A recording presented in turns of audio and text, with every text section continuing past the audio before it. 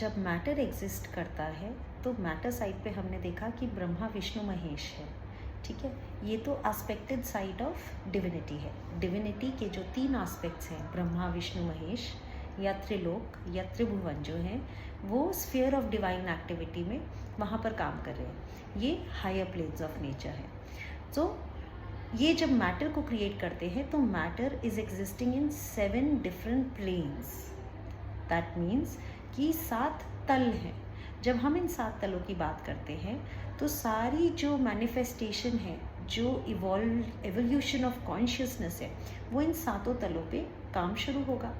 जब ईश्वरा ने अपने सोलर सिस्टम को बनाया तो 7 प्लेन्स ऑफ मैटर को क्रिएट किया गया। इसमें से जो अपर 2 प्लेन्स हैं उसमें तो डिवाइन एक्टिविटी हो रही है, वो ईश्वरा खुद कर रहे हैं। वहाँ पर जो है लाइफ साइड और मैटर साइड में डिफ्रेंसिएशन शुरू हुआ है। जो अपर 2 प्लेन्स ऑफ नेचर हैं, इन्हें आदि प्लेन एंड अनुपादक प्लेन बोला गया है। Adi plane that is the highest plane and then there is the Anupadaka plane which is 1 level below the Adi plane. यहाँ पर जो है Ishwara divine activity of manifestation को बिगिन करेंगे।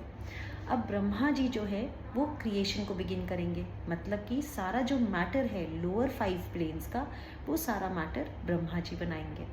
एंड देन उसके बाद आएंगे Vishnu ji. Vishnu ji is the preserver and Shiva is the destroyer. मगर अब ये डिस्ट्रॉयर किस तरीके से है, that will be explained letter.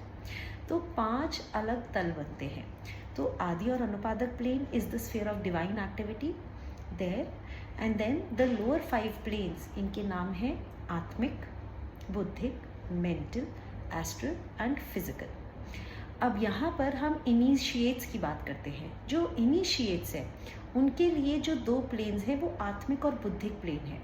जो इनिशिएटेड डिसाइपल है अकॉर्डिंग टू थियोसफी, वो यूनिटी को टच कर चुका है, तो उसकी जो गुरु अब एक्टिविटी करवाएंगे, जो उसको सिखाना है आगे की एवोल्यूशन के लिए, वो जो सिखाया जाएगा वो आत्मिक और बुद्धिक प्लेन पे सिखाया जाएगा। इसीलिए हम इस 2 प्लेन्स को बोलते हैं planes of the initiate. But as per the theosophical literature, who is an initiate, that is a different story. So Adi and Anupadaka plane divinity के स्फीयर्स हैं। Then Atmic and Buddhic are the planes of the initiate. And human consciousness जो है हमारी lower 3 planes पे काम करती है, which is the mental, astral and physical. तो ये जो लोअर 3 प्लेन्स हैं, इसी पे हमारी एक्टिविटी चल रही है। यहीं पे अनफोल्डिंग ऑफ कॉन्शियसनेस होगी हमारी ह्यूमन बींग्स की। Human beings are also consciousness.